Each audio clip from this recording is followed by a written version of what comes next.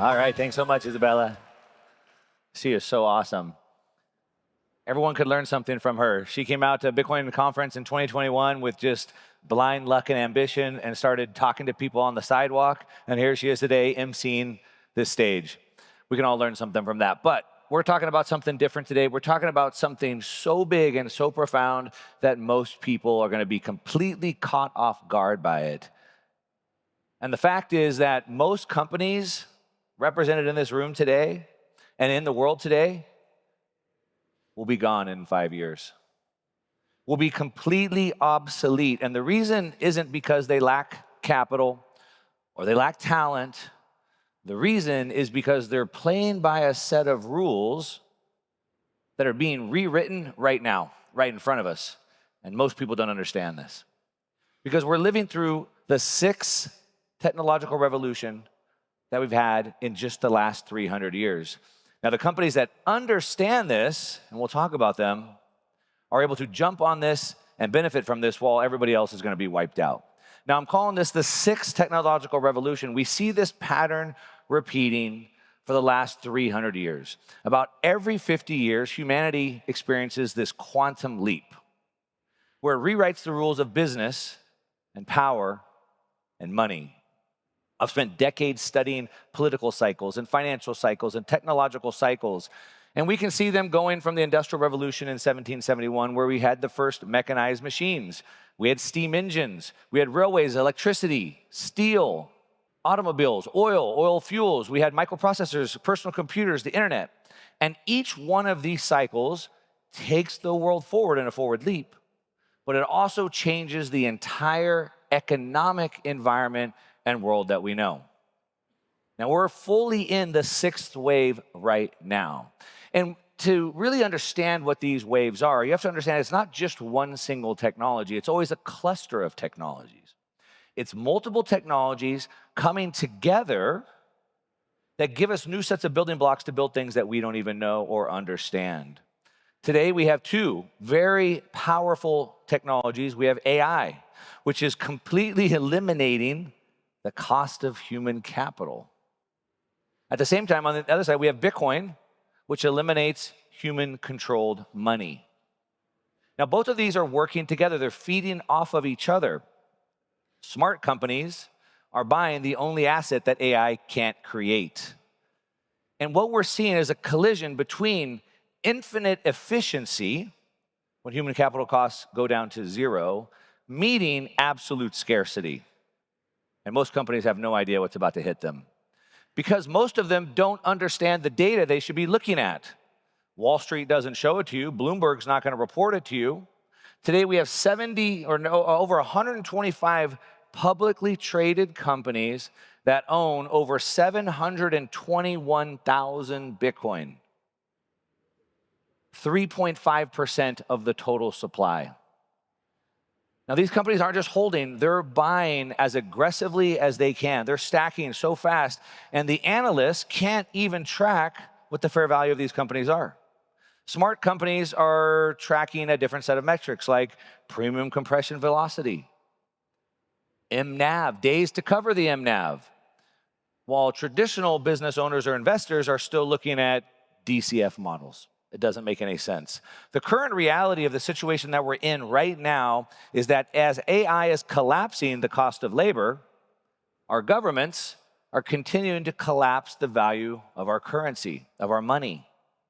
And at the same time, we have Bitcoin now being introduced into these companies, and it's completely destroying all the Wall Street valuations. Most people don't know how to make sense of this anymore.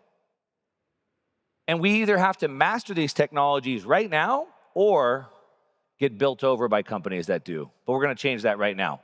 All right, what we're witnessing is a great valuation reset. While most people don't understand these companies because they're trying to understand PE ratios, they're trying to understand DCF, they're trying to understand ROE. These are old metrics. These are yesterday's metrics. The new survival metrics are AI revenue per employee, or Bitcoin per share of the company. Premium compression velocity. We're going to break some of these down. These are the new KPIs if you want to learn how to invest in this world and build businesses in this world. And the sad fact is, right now today, we're full of zombie companies. Zombie companies, they're dead men walking. Yeah, they're still alive, but they're dead. 40% of the companies listed in the Russell 2000 index are zombie companies. That means they can't afford to cover the debt service that they have. They can't even survive on the cheap money that we're getting today. But as these new AI companies start to get more efficient, these companies are only going to be exaggerated. Every inefficient company will be overvalued overnight. Darwinian selection. Mark Anderson, he gave us this massive warning. He said that all incumbents, not a couple companies, every single one of them is going to be facing obsolescence because everything will be rebuilt. It's all being rebuilt right now. And this isn't an upgrade, it's a complete reset of the system. Okay, so we have traditional companies versus digital native companies. This is what it looks like.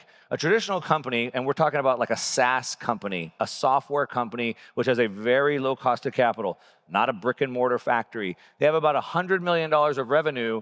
They have 500 employees, and they make about $200,000 per employee. That's a really high amount. But an AI native competitor can do the same amount of revenue, $100 million in revenue, with only 50 employees, which is $2 million per employee. It's a 75% profit margin. Okay, this is the reality of the world that we're facing right now. But this is only one half of the equation. We're not here to talk about AI. We're at a Bitcoin conference. But we have to understand that there's two technologies that are converging. So AI is creating this operational transformation. Companies are achieving this amazing, impossible efficiency ratio, and it's making traditional valuations obsolete. But the second half of the technological revolution is Bitcoin.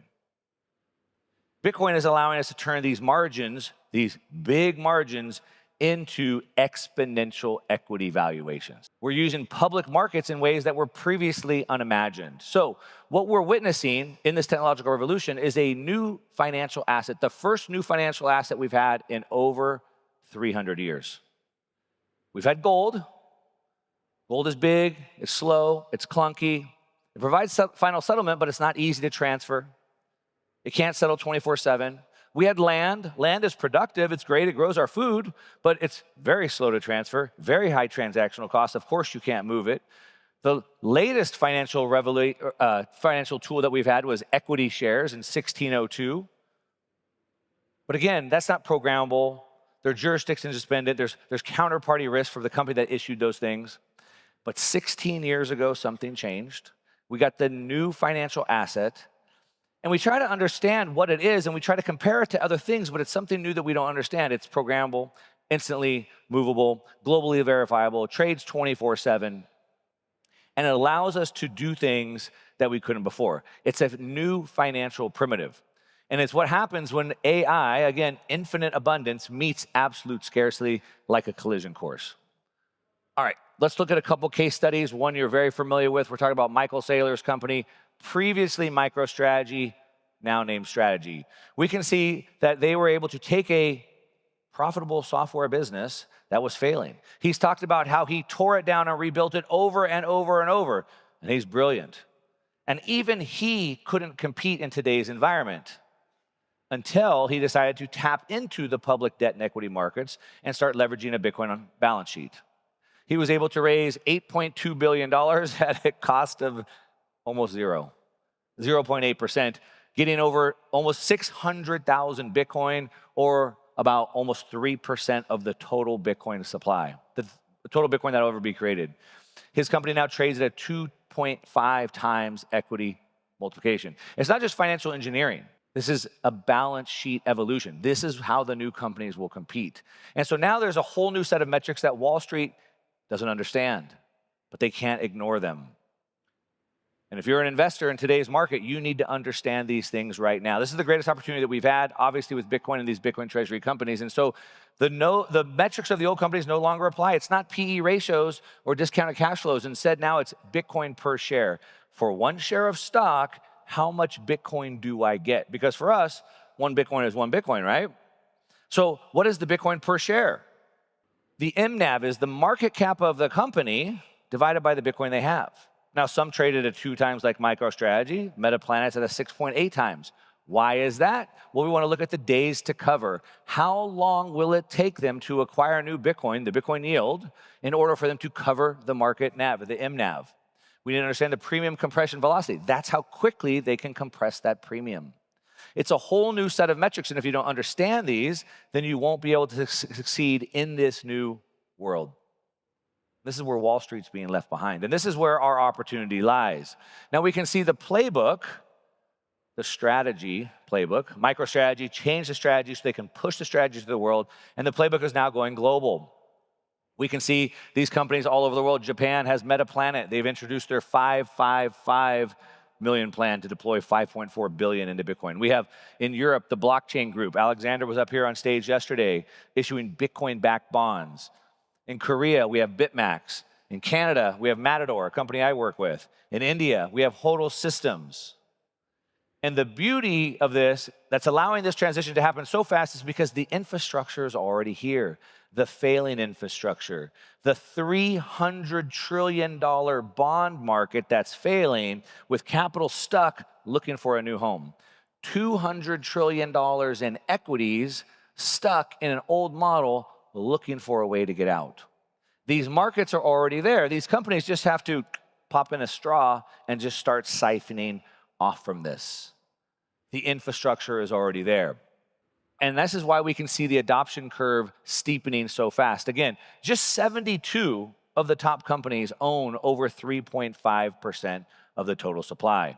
So the incentives for smaller players are that they move the fastest. We're still in a place where I like to say the future is not evenly distributed. And so for those of us that know this massive arbitrage opportunity is there for us right now, the first mover advantage. But it's closing fast. Okay, so we have these two technologies creating this flywheel effect. AI increases business operational efficiency, increasing profit margins so we make more money. In this fiat system that we're in, right, our money is worth less and less. And the only way for us as business owners or investors to compete against this is to become more efficient than the government steals that from us, number one. Then we take those huge margins and we put them into Bitcoin, and then we tap into the fiat system of public debt markets and equity markets in order to accumulate Bitcoin at a rapid scale. Then each turn of this flywheel gets faster and faster and faster, okay? This is economic escape velocity.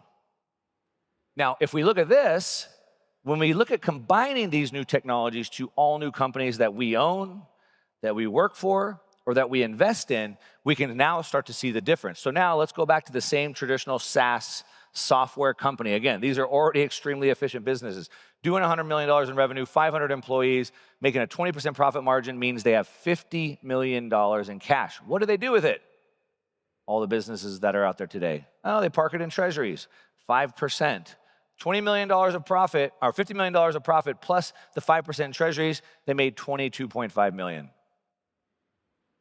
We take a more efficient business, the same revenue, but with 50 employees and 85% profit margin, $200 million, but now into Bitcoin.